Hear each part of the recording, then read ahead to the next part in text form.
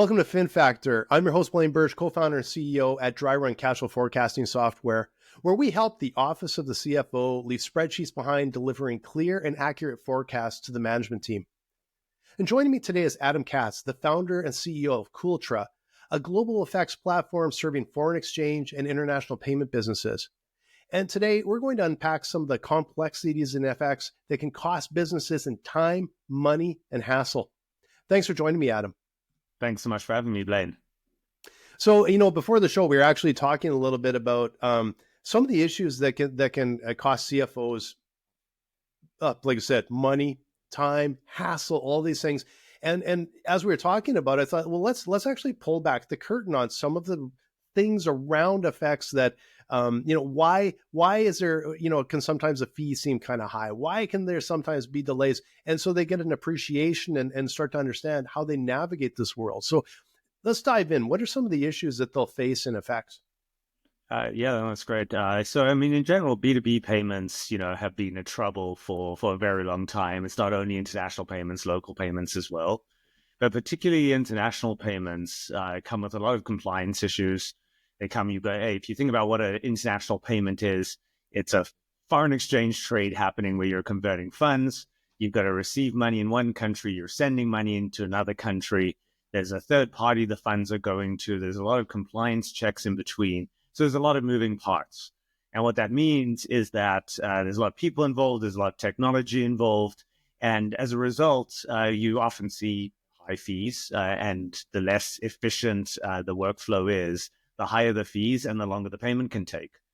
We've obviously come a long way in terms of getting more efficient in both areas, but you're still seeing the top players, the top fintechs that we all celebrate are still charging 1%, 1.5%. And I find it really interesting, even if you go into credit cards and all these other spaces, they're still seeing 3% plus in fees, with a lot of that really ultimately attributed to inefficiencies in these companies' businesses. So, yeah, and obviously, we are working internationally all the time, and it is one of those things that gives me a headache is moving dollars, across the world to contractors or having businesses pay us. And I'll admit, sometimes I look and go, these fees are really high, and the fees it's like attached to the dollar figure too, right? Where that's the part where I'm like, why is that? Like, is this the same transaction generally, but one is really big, one is really small? Is that just the cleanest mechanism, or why are fees sort of generated that way? I think that's a great question. I don't really have a great answer for you on that. It's interesting in places like Europe. What they've at least started doing is when they charge fees on the FX component, it's a fixed, transparent fee versus it just being embedded in the rate, and there's some amount of money that goes through to the other side. At the end of the day, charging with a spread on the rate is kind of an obscure way to charge. If you really think about it, at the end of the day, if you're doing a cross-border payment, Canada to the US, for example, if you have access to EFT payments in Canada and you have access to ACH payments in the US as a company providing services, you're only really paying 50 cents for the payment each side. And then there's a foreign exchange transaction that has to be done. And the foreign exchange, yes, depending on how big that company is, they might be paying 0.02% anywhere up to, depending on the currency. If it's dollars, they're probably not paying more than 0.05% from their providers. And so it doesn't really make sense that, you end up paying 1, 2, 3%, especially as the notionals start increasing. Now, definitely as the notionals increase, the charges do ultimately start coming down. But you'll often find that if you get to $1 million, $10 million payments, you're still paying fees charged in like whole percentages. And I think part of that is FX is a very credit intensive offering, right? Especially if you're a business, if I'm picturing a CFO who's not buying the FX every time the day they need it. You might have an invoice out a month. You want to buy the FX today. So you're effectively trading an FX forward, and then on the day, you're going to make a payment. Now, there is there's a credit component to that because the FX rate might move in between. And when you go to a bank, for example, they've got internal costings on all of this, which ends up making it that the banks ultimately are setting the bar for what that price is. And then by the time you get to the competitors, they don't need to go to zero. You can have a very attractive offering as a foreign exchange business and still be charging 0.25, 0.5%.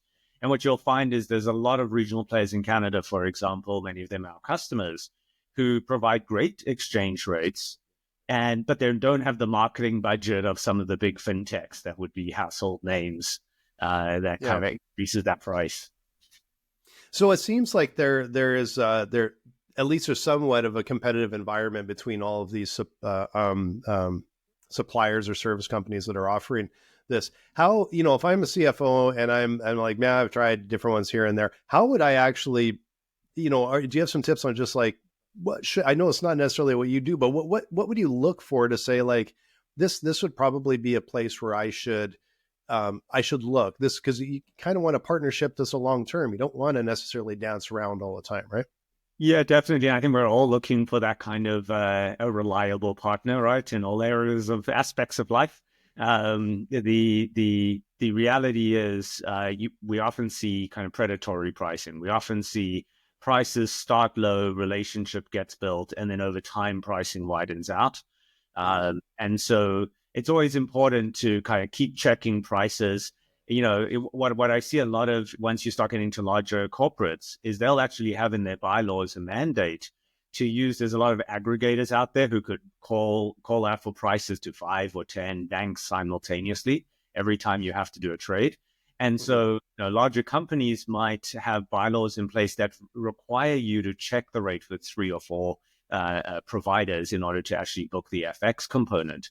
Obviously, that's an overkill for an SME. I would argue. And so if your volumes are under, say, 10 million a year, you're not going to do that. Build a good relationship with the provider. Try get someone on the phone on the other side. To me, your FX payments are not. It's not the part of the chain that you want to really just log into a platform and click a button. You're booking once a month. You're hedging your million US CAD that you booked in the month. And you want to know where the rate's at. What are you thinking? Get their price over the phone. Is this a good time to buy? And actually build that relationship. And what I've seen is a lot of those relationships do last a long period of time. Those can be 10, 15-year relationships. But if it's just behind a computer screen, I think you should expect a predatory algorithm. That's good to know. That was something I was totally unaware of. You kind of think you get in, it's just sort of set, right?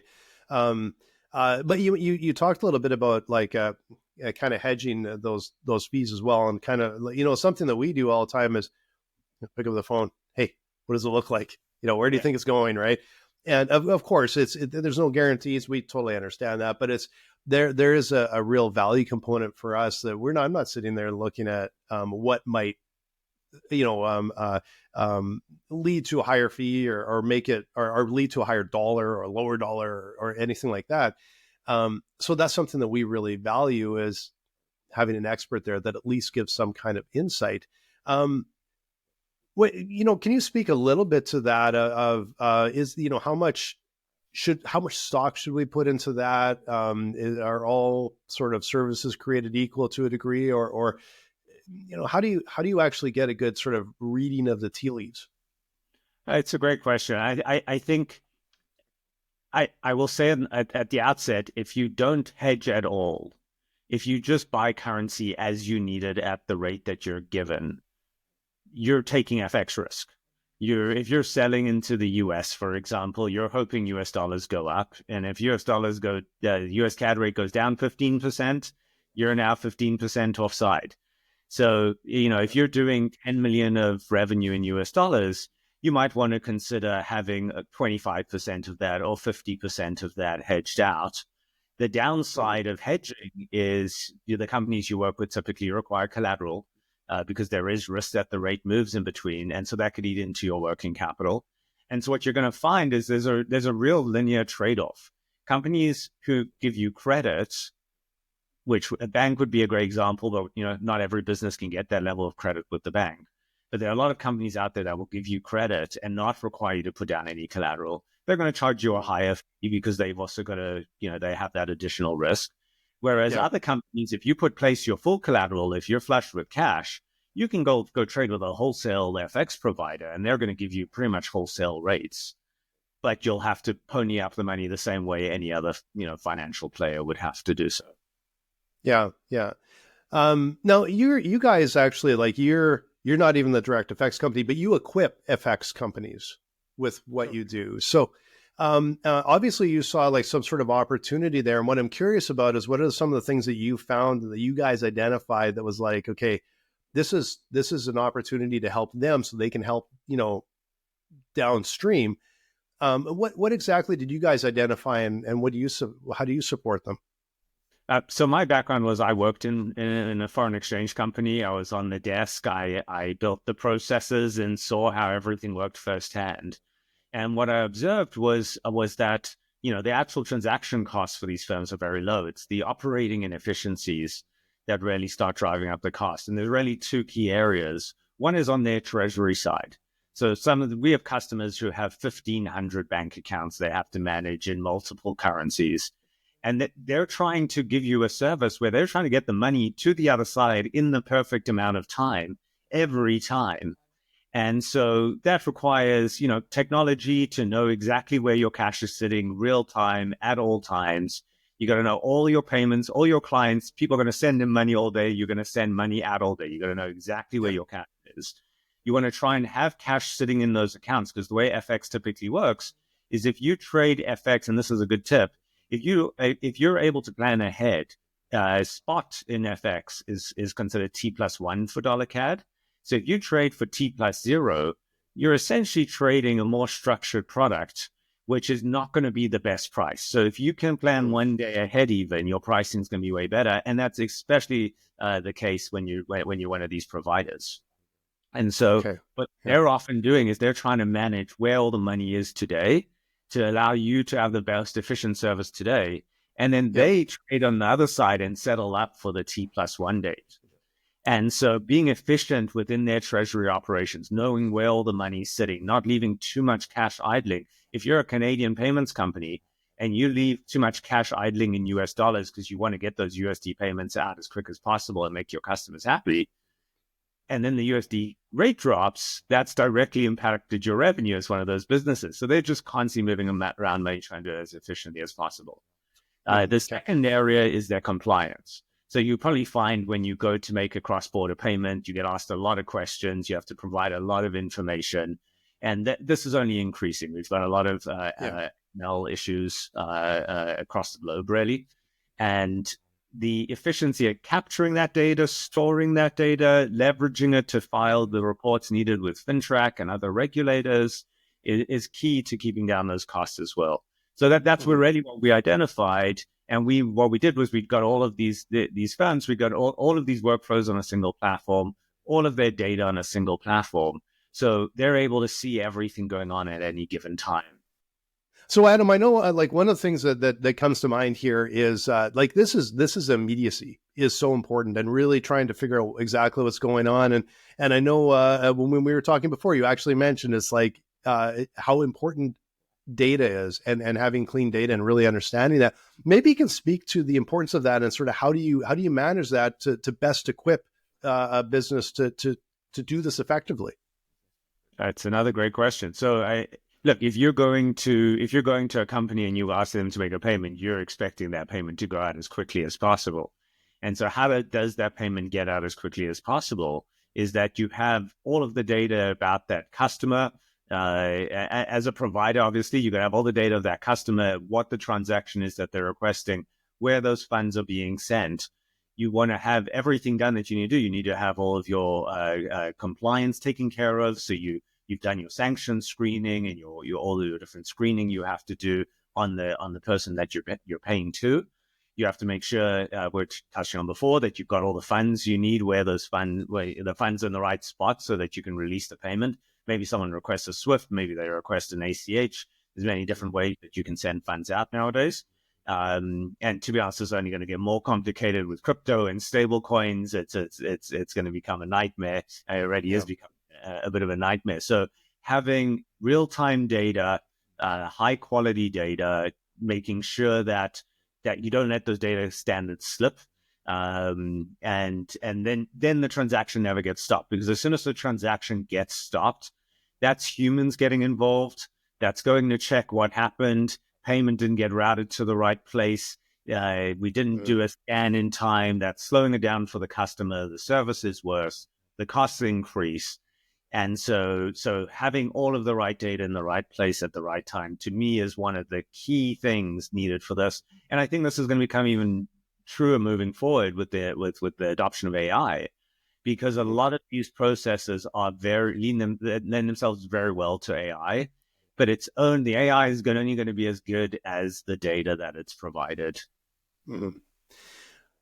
Okay, I actually want to dig into a couple things here, because I found it really interesting. One, I appreciate you sort of touching on AI and sort of what role that will play, but I'm kind of curious how you view crypto moving from sort of where it is now to being kind of a regular, potentially, I guess, a regular sort of bona fide way that business can move money internationally. How do you sort of foresee some of that coming from the early adopters into a little bit more commonplace, and how do you think that's going to jive with all of the effects things that you guys do?